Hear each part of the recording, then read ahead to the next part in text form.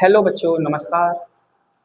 कैसे हो आप सभी? मैं उम्मीद करता हूं कि आप सभी जिंदाबाद जबरदस्त होंगे। आपकी तैयारी बहुत जोरों शोरों से चल रही होगी। जी हाँ, मैं राहुल सिंह एक बार फिर आपका अपने परिवार एमआर पब्लिक विद्यालय में बहुत बहुत स्वागत, बंधन, अभिनंदन करता हूँ।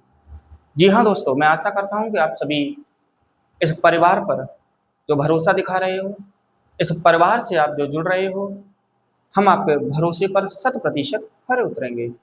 जी हाँ, आज जो मैं अध्याय प्रारंभ करने वाला हूँ वो बड़ा ही सरल और स्वभाव वाला अध्याय है।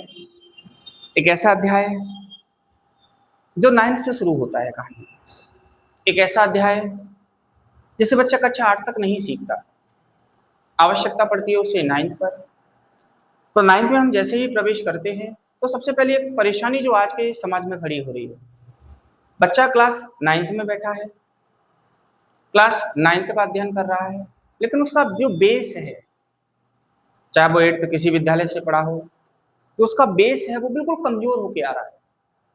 उसे नहीं पता कि क्लास 8th तक मुझे क्या क्या सीख लेना चाहिए। उसे नहीं पता कि क्लास 8th तक मुझे क्या क्या आना चाहिए। तो बच्चों का जो बेस है वो बहुत कमजोर है। बच्चों का जो एक आधार है बहुत कमजोर होता हुआ जा रहा है। तो समाज में आगे काफी परेशानियां खड़ा करने का विषय है। तो मैं आपसे निवेदन करूंगा, उसी कमजोरी को दूर करने के लिए, उसी कमजोरी को मिटाने के लिए एक हम नया अध्याय शुरू कर रहे हैं। जी हाँ मेरे दोस्तों, एक ऐसा अध्याय, एक ऐसी शुरुआत तो आप एमआर पब्लिक विद्यालय के माध्यम से कर सकते हैं। जी हाँ, आने वाले कुछ समय में मैं आपको एक विशेष सूचना देने का माध्यम बना रहा हूँ। एक विशेष सूचना मैं आपको दे रहा हूँ कि एमआर पब्लिक विद्यालय जो है वो आपकी सेवा है, जहाँ उन बच्चों को शिक्षा दी जाएगी इन बच्चों का बेस बहुत कमजोर है। जी हाँ, मैं सभी रामनगर, सभी मेहताब नगर, सभी आजाद नगर वासियों से ये निवेदन करूंगा, समस्त भाई बहनों से निवेदन करूंगा कि प्लीज, मेरी आपसे रिक्वेस्ट है, मेरा आपसे निवेदन है कि जितनी ज्यादा से ज्यादा संख्या में आप इस कैंप से जुड़ सकते हो। ये कैंप नहीं है कि यहाँ आपके बेस पर बहुत नजर रखी जाएगी, आपके बेस को मजबूत किया जाएगा, आपके बेस को सुधारा जाएगा। बच्चों के क्लास में सर बहुत डाउट आते हैं। बच्चों के क्लास में इतने डाउट आ रहे हैं, इतने डाउट आ रहे हैं कि सर मैथमेटिक्स का बेस कमजोर है, उसे इंग्लिश की भाषा शैली पसंद नहीं है, उसे इंग्लिश के शब्द पहचानने नहीं आ रहे। वो स्टैंडर्ड कौन सी में आ गया है? क्लास 8th स्टैंडर्ड में पढ़ रहा है, कक्षा 8 के स्टैंडर्ड में पढ़ रहा है। उसे नहीं पता कि आ और आ मिलकर के बड़ा बनता है, का और खा मिलकर क ख बनता है, उसे नहीं पता साहब। तो काफी बच्चे ऐसे भी आते हैं जिन्हें नाम डालने में ये कमी किसकी है? ये कमी एक विद्यालय की है। क्या आप उन बच्चों के घर पर एक इतना ध्यान नहीं दे सकते कि वो बच्चा अपने विद्यालय का नाम नहीं लिख पा रहा, कि वो बच्चा अपने विद्यालय में क्या सिखाया जा रहा है वो नहीं बता पा रहा? आपने इस बात पर कभी गौर की? आपने कभी इस बात को सोचा समझा? नहीं साहब, हमें तो केवल इतना है कि महीने पे मंथली फीस आ रही है, बहुत अच्छा है।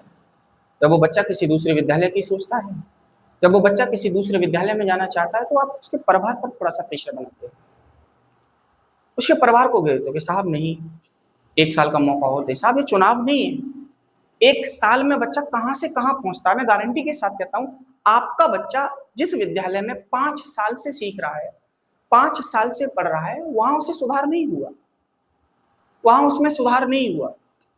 लेकिन आज आप 1 साल मांग रहे हैं। जैसे नेता देखे हैं ना साहब, साहब एक बार मौका और दो। ये शिक्षा है साहब, इसे पॉलिटिक्स के द्वारा नहीं किया जा सकता। इस शिक्षा को पॉलिटिक्स में कभी भी इंक्लूड नहीं किया जा सकता, कभी भी समायोजित नहीं किया जा सकता। तो मेरा निवेदन है आप सभी माताएं बहनों से, मेरा निवेदन है उन सभी भाई और बहनों से कि प्लीज, हमारी शिक्षा को खत्म किया जा रहा है। ऐसे विद्यालय जो योग्य नहीं है, ऐसे विद्यालय जो शिक्षा की शिखर पर नहीं ले जा सकते, मैं निवेदन करूंगा सभी पेरेंट्स से